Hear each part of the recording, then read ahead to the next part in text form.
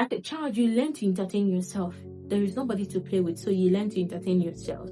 As a child, you learn to be perfect. You don't want to disappoint anybody. You don't want to make anybody angry. You don't want to put shame to anybody. As a child, you learn to bottle up your feelings.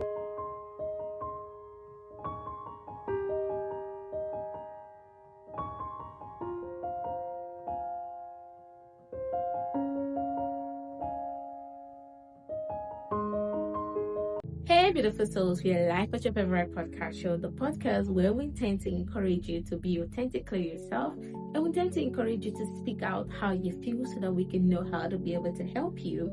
And we teach you on how to choose yourself every single day and prioritize your happiness. And we also tend to talk about the things people feel but we rarely speak out loud. I'm your favorite host, P. Candy, and you know the drill. So today we're going to be talking on a topic that one of you suggested, and we're going to be diving into it.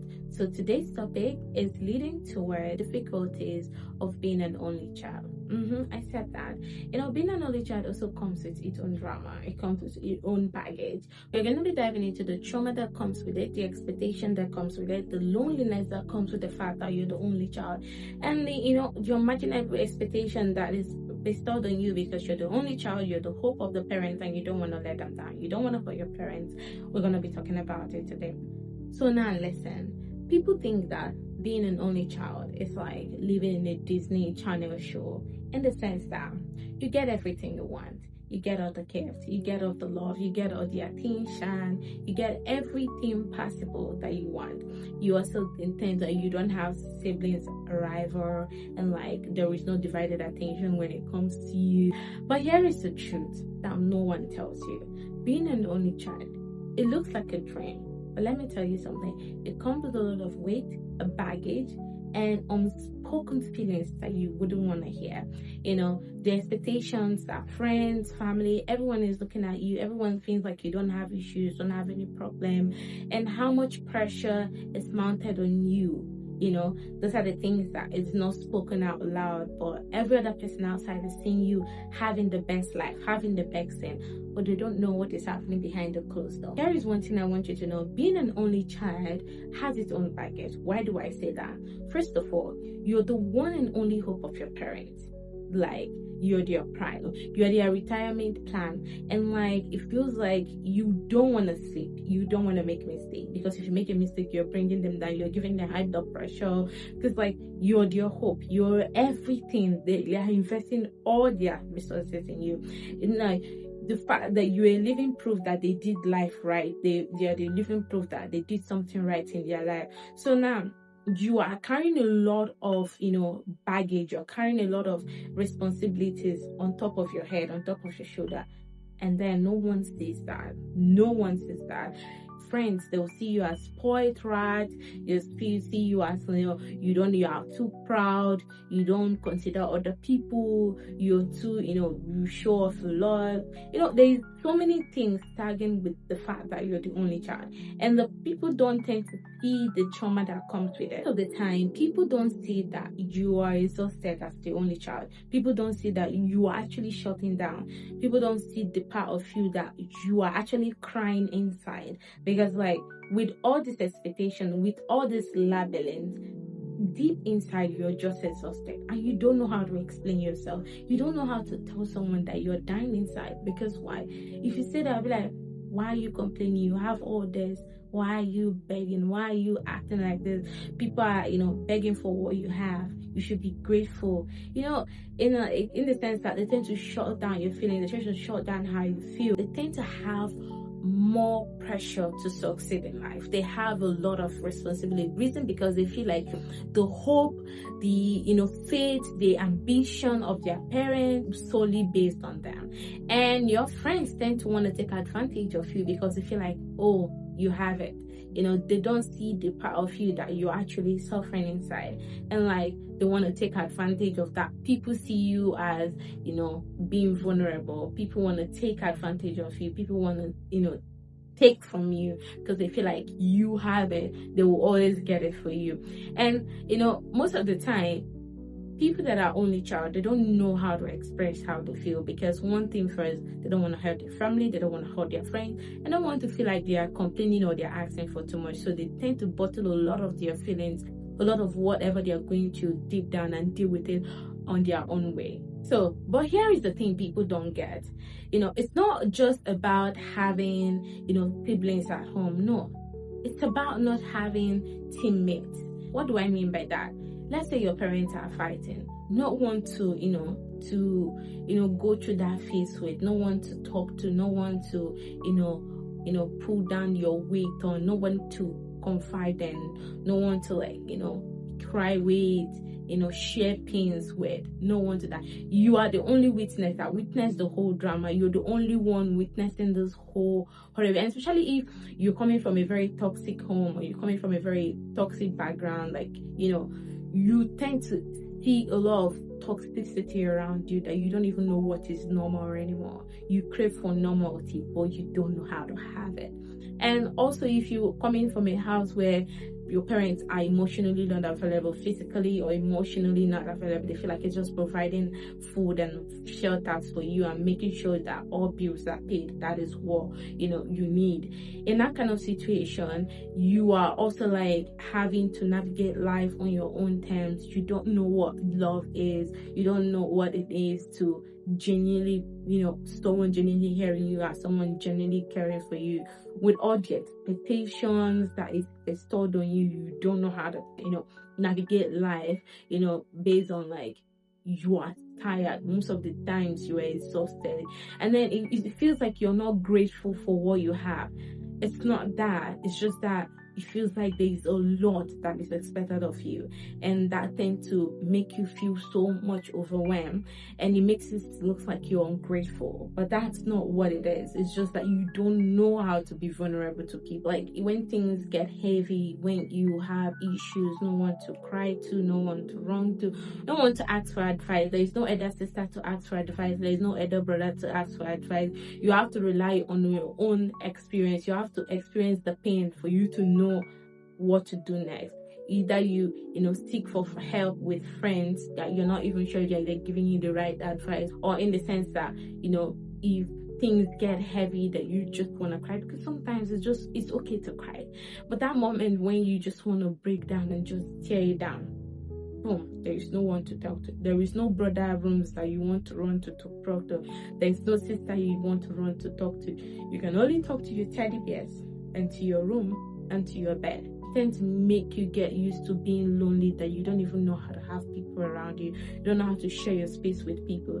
And then in this sense, people tend to see you as being proud. People tend to see you as you're too boastful, all this kind of stuff.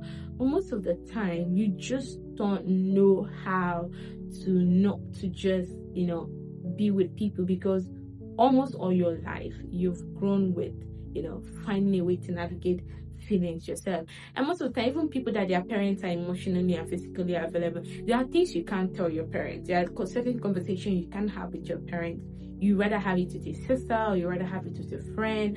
So most of the times, being an only child, it's not always bed of roses. It's not always glasses glittering. No, it has a lot of traumas, a lot of expectation, a lot of things that have to do with it that other people don't tend to see. But then they tend to see the spoiled brat, they tend to see the rich brat, they tend to see the person that putting up a wall, that they don't want you to get access to them. They don't want you to get access to the vulnerable side of them, because they're not used to having that kind of feeling. No one shows them a very good example to be able to show up and be emotionally available. Based on research in the Journal of Child Psychology, it shows that children that are only child tend to struggle with isolation more than kids that have siblings. Tend to have a peer support system built in from childhood, built in from home, so they know how to be able to handle isolation more than people that are that are only child. Those little sister brother arrival, those small things tend to also teach you a little about life. But here is the part no one says outside. As an only child, you tend to feel guilty for feeling lonely, because why? Your parents try to provide funds for you, to provide a good education for you, to provide love for you if you have that, to provide opportunities for you to have a good life. How dare you complain? How dare you make a fuss? How dare you even say anything? How dare you feel empty? But the truth is, here is what an only child wishes their parents know. That they are grateful. They are grateful for everything, but also understand that they are human as them as well. They are human. They have fears. They have issues. They're navigating life on their own issues. They are trying to figure out to find their path. They don't even know what to do. They would want to look like they are rebellious, but they are not really. They just want to get their point across that they are struggling through life, and no one wants to hear them, because how dare you complain? How dare you feel fear? How dare you have issues? You have everything that people are begging for, so how dare you? But the truth is that in that kind of situation, a child is struggling, but you're not seeing the child that is struggling. Instead, you're seeing the investment you're making. You're seeing a child that you provided, and how dare you struggle through life? And it's not that they're not grateful. They are so grateful. They are grateful for the opportunity that they were born to be your kids. They are grateful to have the opportunity to have what they have. They're not saying they're ungrateful. They are grateful, but they have their struggles. They have their pain. They have their own things they are trying to also figure out on their own. You're not joining them to school. You don't follow them to class. You don't follow them to basketball practice. You don't follow them to football games. You don't follow them to where their peer groups are. You don't know what they are going through when you're not there. So they're also trying to figure out their own way, trying to find how to handle situations. They're not saying they don't love being your kids. They love being your kids. They love being your daughter. But also, there are some ways. I remember when I was a kid, there are things I can't tell my mom. There are things I can't even tell my friend. Is that I don't know if we're going to fight someday. So I'd rather tell my sister, I'd rather tell my brother, because I feel like then they are family. There are things they can't, hurt me in a certain way. They cannot want to embarrass me in a certain way. So as a child too, you'll be in love, but at the same time there are some certain ways, there's certain conversation you would like to have with someone that is at the same age, grab with you, experiencing the same thing. You would want to tell a friend, you would want to tell a best friend, but you're not sure if they could use it against you in the future. So you rather just button that up, and you can't tell your parents those kind of things, and you just wish they knew that you're also struggling. You tend to pretend to be strong. You tend to pretend to be okay, because you don't want to break your parents. You don't want them to feel like you're ungrateful. You don't want them to feel like you're not seeing their effort. So in the sense that they don't want to show that they're not okay, they keep pretending over and over again till they get used to pretending that you're okay, even deep down when they are not. They could be crying and be smiling. They could be in pain and pretend that everything is okay. Because why? They don't even know how to naturally be happy anymore. Those are the things that an only child would wish their parents know, that they have their own demons they are fighting. They have the only thing they need is help. They need someone to help them, to guide them, someone that they could feel like they could have certain conversation with, someone that could feel like they could confide in, they could cry with, they could it's not like a child comes and tell you this and this happened, you start giving try to bring solution, try to fix. Sometimes they just want you to listen. When you don't listening, they don't want you to say it's okay, it's going to be okay. That's not what they want, because that's not what your friend will tell you. Listen to the person, understand what they feel. Most of the time they're not looking for how to fix it. They're just looking for someone to talk to, someone to confide in, that wouldn't shut them down. And in most cases, this causes what is called parentification. This is when a child feels responsible for protecting their parents' feelings, parents' emotions, and this tend to follow them to adulthood, and they tend to now shape their life in a certain way, in a certain pattern. And it's not because these people that are only child, they don't know how to love or know how to show up for people. They're just used to protecting their own self. They're used to having their own back. They're used to not making sure, not affecting anybody's feeling or making anybody feel sad. In most cases, if you've noticed, people that are only child are hyper independent. What do I mean by that? They don't know how to ask for help. They don't know how to burden anybody with emotions, feelings. They don't know how to do that. And most of the day, rather die inside in silence, in pain, than let loose or tell somebody what is going on with them. As a child, you learn to entertain yourself. There is nobody to play with, so you learn to entertain yourself. As a child, you learn to be perfect. You don't want to disappoint anybody. You don't want to make anybody angry. You don't want to push shame to anybody. As a child, you learn to bottle up your feelings. You don't know how to express how you feel because you're in a survival mode training, because your parents are emotionally, physically not available. And then now you're able to navigate life in your own terms. You're trying to figure out yourself, and you've been living like this for the past 20, 30 years. And now someone wants you to let them in, and you're not letting them in, not friends, not family, not relative. And so there's some reason they label you as being spoiled, they label you as being independent, they label you or being, not being able to hang out. The reason is just you don't know how to I want you to know that if you're an only child listening to me, I want you to know that it's okay. You're not ungrateful. I know your heart would have gratitude and sadness and loneliness bottled up in. I know. But it's okay. And I want you to know that it's okay to also choose your own family. Family doesn't have to be only people that you're related by blood. Find your own family. Create your own family outside blood. People that you could run to, people that you could link to, people that you could, talk to. And more especially, seek for professional help. I always say that. You know why? Because in most cases, it will help you. Being an only child comes with loneliness, trauma, pain, things that are bursting inside. I want you to know that when you seek for professional help, those scars that have already been created will be helped to heal. Those unspoken truth will be helped, and you could heal from the pain and the suffering and the agony you've gone through. Everything is not about money. Everything is not about providing everything a child needs. And I know that you might have gone through a very horrible childhood. Someone might have taken advantage of you and you could not tell your parents. Someone might have harmed you. You might have had a very rough, trust broken by best friend, backstabbing, very horrible childhood that you might not have known how to talk to somebody. I know it's okay. That's why seeking for professional help could help you go a long way, finding the root cause and finding on how to help you heal, so that you can be able to let love in, let people love you. You can be able to love, so that you stop struggling with being isolated, so that you can stop struggling with being lonely. Let people in to love you, to lean into you, to make your own family, create your own family, create your own friends, create your own mentorship. Let people mentor you. Try to strive to find your own path. And also, I want you to know that it's okay to, let yourself open. Communicate with your parents. Talk to them gently. You don't have to spill all the facts or everything. You don't have to pressure yourself to say a lot. But talking to them could be the one step you need to trying to let go and, reduce the amount of pressure and stress you put on top of yourself and your mental health. It will help you to stop feeling overwhelmed. Just having a genuine, simple conversation, starting somewhere, And like I always emphasize, seek for professional help.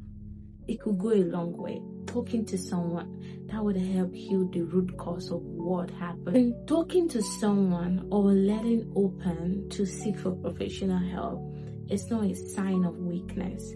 It is a sign that you are choosing peace and you're choosing to release yourself from that past and let it be behind you and let it be in the past, so that you can look for a better future, so that you don't let cycle keep repeating itself. And before I end today's episode, I want you to know that being an only child could be a blessing, at the same time a burden. What do I mean by that? Being an only child teaches you resilience, teaches you independence, teaches you a different type of strength that you don't know you have. And also, it leaves a crack of loneliness and silent pressure that you don't know how to speak on. You don't know how to open up about it, but it's eating you up slowly. And to every child listening to me right now, right here, I want you to know that your feelings are valid. You don't have to smile to make your parents happy all the time. You don't have to be the parent. Be the child. Because you are just a child. When your time to be a parent will come, to your own kids, you will. But now, you're somebody else's child. Let your parents be the one protecting your feelings and your emotions. Let loose and just be a child. learn to love yourself, learn to understand yourself, and let's seek for help. Learn to stop isolating yourself. You don't have to always be superhuman all the time. You're human, you have flaws, you have issues, you have your own way, you have fears. Let your fears, let your issue be your strength. Let it push you to be something that you want. Don't live your life to please somebody, to be what somebody wants you to be. Live your life to be what, if you look back 20 years from today, you say, I did myself right. You deserve that much. And to every parent, every friend, every relative, every cousin, every nephew that's listening to me today, and your friends, to someone that is an only child, or you know someone that is an only child, and you have a cousin, a relative that is an only child, I want you to know that the strongest person that is smiling, laughing, could be carrying the heaviest weight in their heart. That's why it's good to check in on them. Listen to them. Love them without having a weight of expectation attached to your love. Be there for them, because they will have to learn how to open up, but you have to teach them. You have to be there for them so that when they want to open up or be vulnerable or lean towards someone, you're going to be there for them to also learn as well. And don't see them as spoiled or, people that don't care, that don't want to hang out. No. Understand their problem. Understand where they're coming from. Put yourself in their shoes so that you can give them so much grace. The same way you want someone to give you grace, give them that grace. And it's okay to be there. You can care for them, love them. Teaching them it's okay to love. It's okay to open up. And at the end of the day, someone that is an only child would want to be heard, would want to be chosen, would want to be held, to be hugged, to be told that everything is going to be fine, that it's okay, that their feelings are valid. Because that's how you can save someone from a depressing situation. That's how you can let someone open up. That's how you can save someone from, committing suicide, from hurting themselves, from being harm to themselves or people around them. Because when you show them that it's okay to open up, they'll open up with your heart open. I want you to always have in the back of your mind that treating yourself can also mean you speaking out loud what you're holding inside, speaking your truth, and don't let your silence become your prison. Be free, speak your mind, be authentically yourself, and choose yourself every single day, because that is what would help you save you from unnecessary bust out, from unnecessary mental breakdown. Because why? You come first. Until next time, guys, don't forget to like, share, or subscribe. See ya. Bye.